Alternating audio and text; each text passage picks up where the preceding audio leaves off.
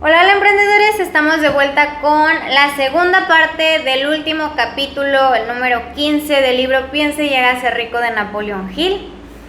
Y continuamos con el temor a la enfermedad. Este temor tiene sus orígenes en la herencia tanto física como social. Sus orígenes están estrechamente asociados con las causas del temor a la vejez y a la muerte, porque le conduce a uno al borde de mundos terribles de los que el hombre no sabe nada, pero acerca de los cuales se le ha contado historias inquietantes. También existe la opinión generalizada de que ciertas personas poco éticas se han embarcado en el negocio de vender salud por el método de hacer temer a la enfermedad.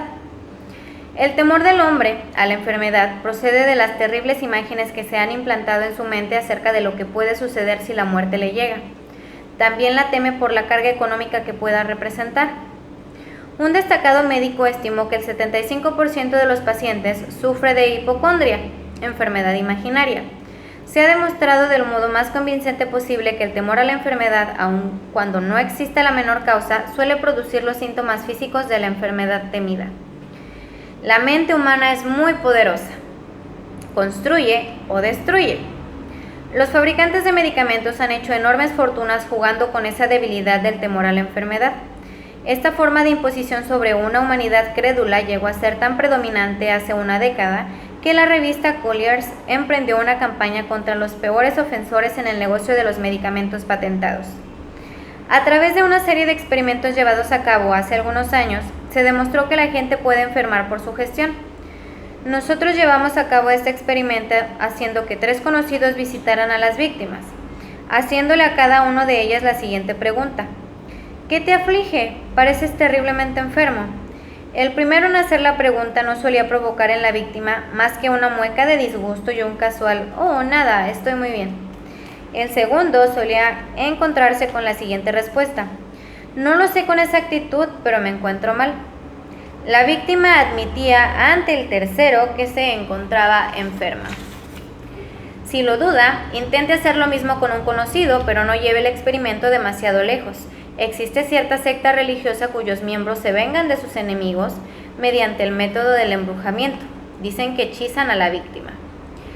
Hay pruebas abrumadoras de que la enfermedad suele comenzar en forma de un impulso de pensamiento negativo. Tal impulso puede pasar de una mente a otra por sugestión o ser creado por un individuo en su propia mente. Un hombre bendecido, con mucha más sabiduría de la que este incidente pudiera indicar, dijo en cierta ocasión: «Cuando alguien me pregunta cómo me siento, mi respuesta sería darle un puñetazo». Los médicos aconsejan un cambio de clima a sus pacientes en beneficio de su salud, cuando lo realmente necesario sería un cambio de actitud mental. La semilla del temor a las enfermedades anida en cada mente humana la preocupación, el temor, el desánimo, la desilusión en el amor y el fracaso en los negocios permiten que esta semilla germine y crezca. Las desilusiones en los negocios y en el amor se encuentran a la cabeza de la lista de causas de temor a la enfermedad. Un hombre joven sufrió una desilusión amorosa que lo envió al hospital. Estuvo luchando durante meses entre la vida y la muerte. Se llamó a un especialista en psicoterapia. Este ordenó cambiar las enfermeras, dejando al paciente a cargo de una joven encantadora que, con el preacuerdo del médico, empezó a hacer el amor con el joven desde el primer día de su llegada al trabajo. Al cabo de 3 semanas el paciente salió del hospital, todavía sufriendo, pero de una enfermedad por completo diferente. Se había enamorado de nuevo. El remedio fue un hechizo, pero el paciente y la enfermera terminaron casándose más tarde. Síntomas del temor a la enfermedad. Los síntomas de este temor casi universal son autosugestión, el hábito del uso negativo de la autosugestión que se dedica a buscar y espera encontrar los síntomas de toda clase de enfermedades, disfrutar de enfermedades imaginarias y hablar de ellas como si fueran reales, el hábito de probar todas las manías y modas recomendadas por los demás, considerándolas como algo que tiene valor terapéutico, hablar a otros de operaciones, accidentes y otras formas de enfermedad, experimentar con dietas, ejercicios físicos y sistemas de reducción de peso sin guía profesional, probar remedios caseros, medicamentos patentados y remedios de charlatanes. Hipocondria. El hábito de hablar de la enfermedad concentrando la mente en ella y esperando su aparición hasta que se produce un colapso nervioso. Nada que se venda en una botella puede curar este estado. Se produce como consecuencia de un pensamiento negativo y la curación se logra solo mediante un pensamiento positivo. Se dice que la hipocondria, un término médico para referirse a la enfermedad imaginaria, produce tanto daño como la enfermedad que se teme tener. La mayoría de los casos denominados nerviosos no son sino enfermedades imaginarias. Ejercicio. El temor a la enfermedad interfiere a menudo con un ejercicio físico adecuado y tiene como resultado el exceso de peso, haciendo que uno evite la vida al aire libre. Susceptibilidad. El temor a la enfermedad quiebra la resistencia natural del cuerpo y crea en él un estado favorable para cualquier forma de enfermedad con la que uno pueda ponerse en contacto. El temor a la enfermedad suele estar relacionado con el temor a la pobreza, en especial en el caso del hipocondríaco, que se preocupa constantemente por la posibilidad de tener que pagar las facturas del médico, del hospital, etc. Este tipo de persona pasa mucho tiempo preparándose para la enfermedad, hablando de la muerte, ahorrando dinero para el cementerio y los gastos del entierro. Autoconsentimiento. Hábito de buscar un poco de simpatía en el señuelo de una enfermedad imaginaria. La gente recurre a menudo a este truco para evitar acudir al trabajo. Hábito de fingir una enfermedad para justificar lo que no es más que pereza o de hacerla servir como una justificación de lo que solo es falta de ambición. Falta de moderación. Hábito de usar alcohol o narcóticos para eliminar dolores como los de cabeza, las neuralgias, etc., en lugar de buscar y eliminar la causa. El hábito de interesarse por las enfermedades y de preocuparse por la posibilidad de verse afectado por una de ellas, así como el de leer los textos de los anuncios de medicamentos patentados, son aspectos del temor a la enfermedad. El temor a la pérdida del amor. La fuente original de este temor inherente surgió evidentemente del hábito del hombre polígamo de robarle la compañera a su semejante, o de tomarse libertades con ella cada vez que podía. Los celos y otras formas similares de neurosis surgen del temor heredado del hombre a la pérdida del amor de alguien. Este temor es el más doloroso de los 6 temores básicos. Tal vez causa más daño al cuerpo y a la mente que cualquiera de los otros temores básicos. Es probable que el temor a la pérdida del amor se remonte a la edad de piedra, cuando los hombres robaban las mujeres por la fuerza bruta. Ahora continúan robándolas, pero su técnica ha cambiado. En lugar de la fuerza, utilizan la persuasión, la promesa de vestidos bonitos, de autos estupendos y de otros señuelos mucho más efectivos que la fuerza física. Los hábitos del hombre son los mismos que eran en las albores de la civilización, pero ahora los expresa de formas muy diferentes. Un cuidadoso análisis ha demostrado que las mujeres son mucho más susceptibles a ese temor que los hombres. Este hecho explica con facilidad. La experiencia ha enseñado a las mujeres que los hombres son polígamos por naturaleza y que no se debe confiar en ellos cuando se encuentran en manos de rivales. Síntomas del temor a la pérdida del amor. Los síntomas más característicos de este temor son celos, el hábito de sospechar de los amigos y de las personas queridas sin ninguna evidencia razonable de motivos suficientes, el hábito de acusar de infidelidad a la pareja sin motivo alguno, la sospecha de todo el mundo en general sin tener fe en nadie. Descubrir imperfecciones. El hábito de descubrir imperfecciones en amigos, parientes, asociados en los negocios y personas amadas a la menor provocación o sin causa que lo justifique. Apuestas. El hábito de jugar, robar, engañar y aceptar cualquier otra oportunidad de riesgo con el propósito de conseguir dinero para la persona amada, en la creencia de que el amor se puede comprar. El hábito de gastar mucho más de lo que se ingresa o de incurrir en deudas para proporcionar regalos a la persona amada con objeto de brindarle una imagen favorable. Insomnio, nerviosismo, falta de perseverancia, debilidad de voluntad, falta de autocontrol, falta de confianza en sí mismo y mal carácter. El temor a la vejez. En conjunto, este temor surge de 2 fuentes. En primer lugar, del pensamiento de que la vejez puede traer consigo la pobreza.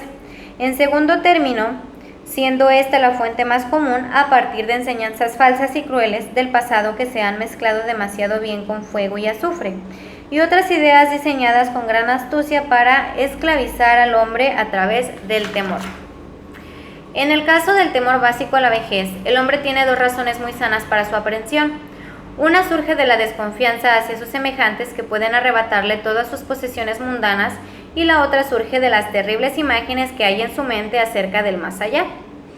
La posibilidad de la mala salud que se incrementa a medida que la gente envejece contribuye asimismo a este temor tan común a la vejez.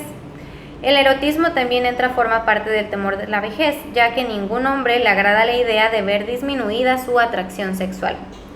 La causa más común de temor a la vejez va asociada con la posibilidad de la pobreza. Asilo no es una palabra muy agradable. Produce un escalofrío en la mente de toda persona que afronta la posibilidad de tener que pasar los últimos años de su vida en una casa de beneficencia. Otra causa que contribuye al temor a la vejez es la posibilidad de perder la libertad y la independencia, ya que la vejez puede traer consigo la pérdida de libertad tanto física como económica. Síntomas del temor a la vejez. Los síntomas del temor a la vejez más comunes son la tendencia a reducir la actividad y a desarrollar un complejo de inferioridad en la edad de la madurez mental, hacia los 40 años, con la falsa creencia de que uno se descuida a causa de la edad. La verdad es que los años más útiles del hombre, tanto mental como físico, son los comprendidos entre los 40 y los 60. El hábito de hablar de uno mismo como pidiendo disculpas por ser viejo solo porque se han alcanzado los 40 o 50 años, en lugar de darle la vuelta a esa regla y expresar gratitud por haber alcanzado la edad de la sabiduría y la comprensión. El hábito de matar la iniciativa, la imaginación y la confianza en sí mismo al creer falsamente que se es demasiado viejo para ejercer esas cualidades. La costumbre de la persona de 40 años que se viste con el propósito de intentar aparecer más joven y que actúa con las formas afectadas de los jóvenes, inspirando con ello el ridículo tanto en los amigos como en los extraños. El temor a la muerte. Para algunos, este es el más cruel de todos los temores básicos. La razón resulta evidente. En la mayoría de los casos es posible achacar al fanatismo religioso los terribles dolores de miedo asociados con el pensamiento de la muerte. Los llamados paganos temen menos a la muerte que los más civilizados. El hombre se ha planteado durante miles de años las mismas preguntas que aún no ha podido contestar acerca de dónde y hacia dónde, de dónde vengo y a dónde voy. Durante los periodos más oscuros del pasado, los más astutos no fueron precisamente lentos a la hora de ofrecer respuesta a estas preguntas a cambio de un precio. Acude a mi tienda, abraza mi fe, acepta mis dogmas y te daré el pasaje que te admitirá en el cielo cuando mueras. Grita un líder sectario, permanece fuera de mi tienda y puede que el diablo se apodere de ti y te queme por toda la eternidad. El pensamiento del castigo eterno destruye el interés por la vida y hace imposible la felicidad.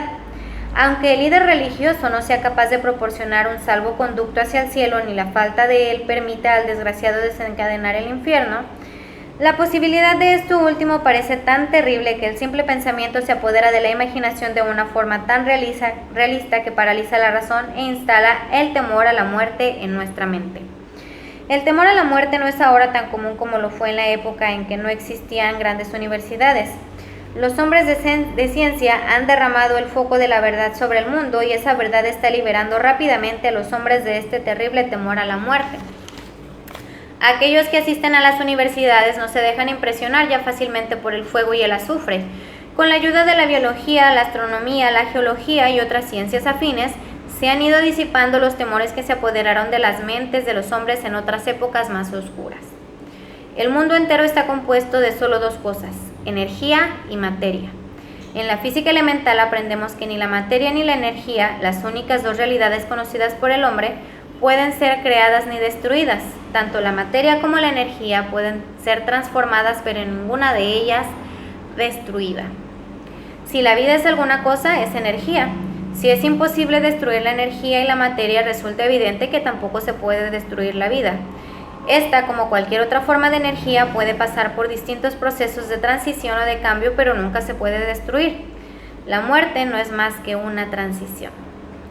Si la muerte no es simple cambio o una transición, en tal caso, nada existe después de ella, excepto un largo y eterno sueño pacífico, y el sueño no es algo a lo que haya que temer.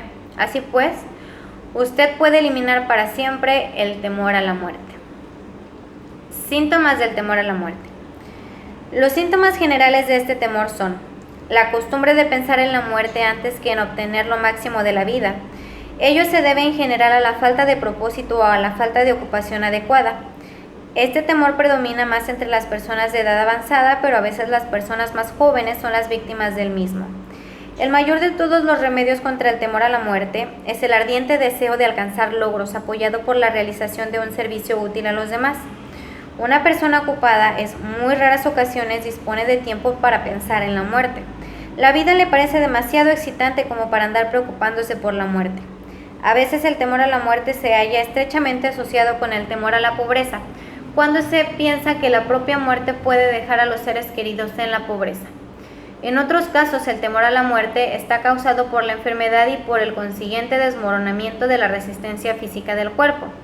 Las causas más comunes del temor a la muerte son enfermedad, pobreza, falta de ocupación apropiada, desilusión amorosa, demencia y fanatismo religioso. La preocupación del viejo. La preocupación es un estado mental basado en el temor. Funciona con lentitud, pero es persistente, insidiosa y sutil.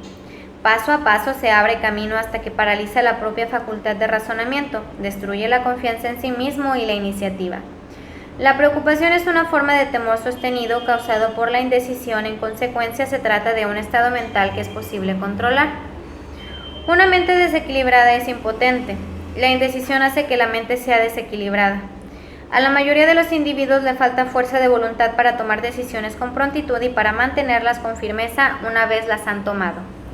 No nos preocupamos por las condiciones cuando hemos tomado una decisión para seguir una determinada línea de acción. En cierta ocasión, entrevisté a un hombre que iba a ser electrocutado 2 horas más tarde. El condenado era el más tranquilo de las 8 personas que estaban con él en la celda de la muerte. Su tranquilidad me indujo a preguntarle cómo se sentía al saber que iba a pasar a la eternidad en tan breve espacio de tiempo. Me dirigió con una sonrisa de confianza y contestó: «Me siento muy bien. Solo tienes que pensar, hermano, que todos mis problemas habrán terminado dentro de poco. Durante toda mi vida solo he tenido problemas. Siempre me ha resultado muy difícil conseguir alimento y ropa. Dentro de poco ya no necesitaré nada de eso. Me he sentido muy bien desde que supe con seguridad que iba a morir. Entonces me preparé mentalmente para aceptar mi destino con buen espíritu». Al tiempo que hablaba, devoraba una cena de unas proporciones suficientes para 3 hombres, comiendo cada bocado de alimento que se le traía y, al parecer, disfrutándolo tanto como si no le esperara ningún desastre. La decisión daba una resignación a ese hombre ante su destino. La decisión también puede prevenir la aceptación de circunstancias no deseadas. A través de la indecisión, los 6 temores básicos se transforman en un estado de preocupación. Suprima para siempre el temor a la muerte, tomando la decisión de aceptarla como un acontecimiento inevitable. Elimina el temor a la pobreza, adoptando la decisión de conseguir todas aquellas riquezas que pueda acumular sin preocupación. Aplasta el cuello del temor a la crítica, decidiendo no preocuparse por lo que la gente piense, haga o diga. Elimina el temor a la vejez tomando la decisión de aceptarla, no como un obstáculo, sino como una gran bendición que lleva consigo la sabiduría, el autocontrol y la comprensión que no se conocen en la juventud. Libérese del temor a la enfermedad adoptando la decisión de olvidarse de los síntomas. Domine el temor a la pérdida del amor decidiendo salir adelante sin amor, si eso llegara a ser necesario. Mate la costumbre de la preocupación en todas sus formas, tomando la decisión general de que no hay nada en la vida por lo que valga la pena preocuparse. Con esta decisión alcanzará serenidad, paz mental y claridad de pensamiento, todo lo cual le producirá felicidad. Un hombre cuya mente está llena de temor no solo destruye sus propias posibilidades de acción inteligente, sino que transmite estas vibraciones destructivas a las mentes de todos aquellos que entran en contacto con él, y con eso también destruye sus posibilidades. Incluso un perro o un caballo sabe cuando le falta valor a su amo. Es más, un perro o un caballo captará las vibraciones de temor que su amo emite y se comportará de acuerdo con ellas. Mucho más abajo en la línea de inteligencia del reino animal, uno se encuentra con esa misma capacidad para captar las vibraciones del temor. El desastre del pensamiento destructivo. Las vibraciones del temor pasan de una mente a otra con la misma rapidez y seguridad con que el sonido de la voz humana pasa de la emisora de radio al receptor. La persona que expresa los pensamientos negativos o los destructivos mediante las palabras puede estar casi segura de experimentar los resultados de esas mismas palabras en formas de golpes en retorno destructivos. La emisión de impulsos de pensamiento destructivo también produce por sí sola una ayuda de las palabras en reacción de golpes en retorno, que se pone de manifiesto en muchas formas. En primer lugar, y quizá esto sea lo más importante a recordar, la persona que emite pensamientos de naturaleza destructiva tiene que sufrir un grave daño como consecuencia del desmoronamiento de la facultad de la imaginación creativa. En segundo término, la presencia de cualquier emoción destructiva en la mente desarrolla una personalidad negativa que repele a los demás y que a menudo los convierte en antagonistas. La tercera fuente de daño para la persona que tiene pensamientos negativos o que los emite radica en el hecho significativo de que esos impulsos de pensamiento no solo son nocivos para los demás, sino que impregnan el subconsciente de la misma persona que los emite y terminan por llegar a formar parte de su propio carácter. Su misión en la vida es, presumiblemente, alcanzar el éxito. Para conseguirlo debe encontrar la paz mental, adquirir los materiales necesarios para la vida y, por encima de todo, alcanzar la felicidad. Todas estas evidencias de éxito empiezan en forma de impulsos de pensamiento. Usted puede controlar su propia mente. Dispone usted del poder para alimentarla con aquellos impulsos de pensamiento que prefiera. Con este privilegio también va la responsabilidad de utilizarlos de forma constructiva. Usted es el dueño de su propio destino terrenal, con la misma certeza y de la misma forma que tiene el poder para controlar sus propios pensamientos. Usted es capaz de influir, dirigir y controlar su propio ambiente, haciendo que su vida sea aquello que usted desea, o bien puede descuidar el ejercicio de ese privilegio que es exclusivamente suyo para que su vida se encuentre sometida y por lo tanto a merced de las circunstancias que la arrojarán de un lado a otro, como si fuera una tabla a merced de las olas del océano.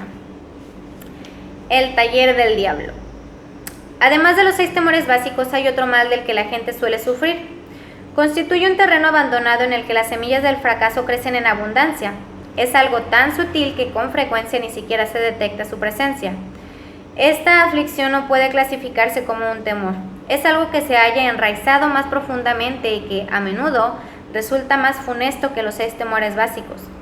A falta de un nombre mejor, denominemos este mal susceptibilidad a las influencias negativas. Los hombres que acumulan grandes riquezas se protegen siempre contra este mal. Aquel que se ve afectado por la pobreza nunca lo hace. Los que tienen éxito en cualquier actividad han de preparar sus mentes para resistirse a este mal. Si usted está leyendo esta filosofía con el propósito de acumular riquezas, debe examinarse a sí mismo con sumo cuidado para determinar si es usted susceptible a las influencias negativas. Si descuida este autoanálisis, habrá renunciado a su derecho a alcanzar el objeto de sus deseos. Haga que su autoanálisis sea investigador. Después de haber leído las preguntas preparadas para llevarlo a cabo, aténgase a un escrito recuento de sus respuestas. Ponga manos a la obra con toda la atención posible, como si emprendiera la búsqueda de cualquier otro enemigo del que supiera que está esperándole para tenderle una emboscada, y enfréntese a sus propias faltas, tal y como haría con un enemigo más tangible. Puede protegerse con facilidad contra los ladrones de caminos, ya que la ley ofrece cooperación organizada en beneficio de usted. Pero tenga en cuenta que este 7º mal básico es mucho más difícil de dominar porque suele golpear cuando usted no es consciente de su presencia, tanto si usted duerme como si está despierto. Además, su arma es intangible, pues consiste simplemente en un estado mental. Este mal también resulta peligroso debido a que golpea de muchas formas diferentes, tantas como experiencias humanas existen. En ocasiones entra en la mente a través de palabras bien intencionadas pronunciadas por un pariente cercano. Otras veces le perturba a uno desde adentro por medio de la propia actitud mental. Siempre es tan mortal como un veneno, aun cuando no pueda matar con la misma rapidez. ¿Cómo protegerse de las influencias negativas? Para protegerse a sí mismo contra las influencias negativas, tanto si son de su propia producción como si son el resultado de las actividades de ciertas personas negativas que lo rodean, debe reconocer que usted tiene un poder de voluntad y utilizarlo constantemente hasta que logre construir un muro de inmunidad en su propia mente contra esas influencias negativas. Reconozca el hecho de que usted, al igual que todo ser humano, es por naturaleza perezoso, indiferente y susceptible a todas las sugerencias que armonicen con sus debilidades. Reconozca que usted es por naturaleza susceptible a todos y cada uno de los 6 temores básicos e instituya con exactitud hábitos que le permitan contrarrestar todos esos temores. Reconozca que las influencias negativas actúan a menudo sobre usted a través de su propia mente subconsciente y que en consecuencia resultan difíciles de detectar, por lo que debe mantener la mente cerrada contra todas aquellas personas que lo depriman o lo desanimen de cualquier forma.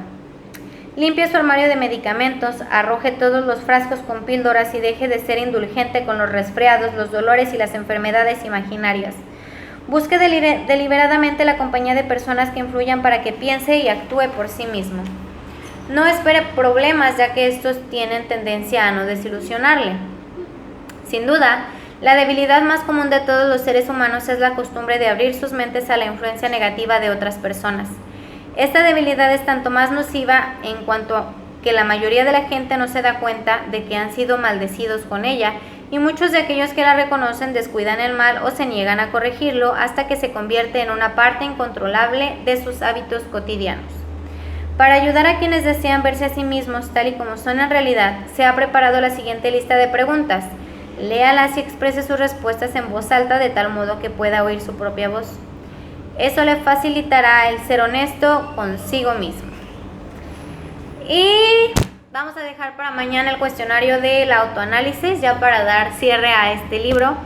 Si te interesa el libro en PDF, déjame tu correo en los comentarios y con muchísimo gusto te lo hago llegar.